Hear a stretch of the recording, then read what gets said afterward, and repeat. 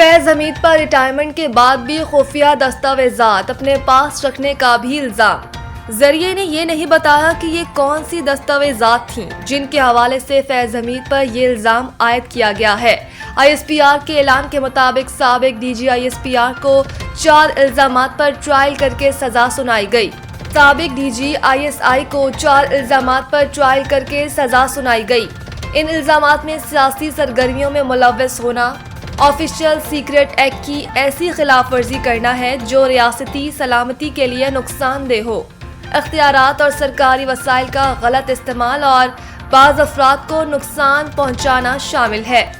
ISPR ने तफसीलात जाहिर नहीं की, ताहम जरिए के मुताबिक ऑफिशियल सीक्रेट एक्ट के तहत एक इल्ज़ाम रिटायरमेंट के बाद खुफिया सरकारी दस्तावेजात अपने पास रखने से मुताल्लिक था।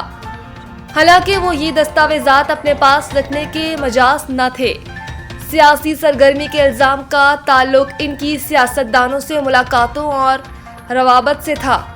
रोजनामा दी न्यूज़ ने दिसंबर 2024 में निशानदेही की थी कि lieutenant general retired Faiz Hamid ने रिटायरमेंट के बाद तकरीबन 50 सियासतदानों से राब्ता रखा, जिनमें से बेशतर का ताल्लुक पाकिस्तान तहरीक इंसाफ से था।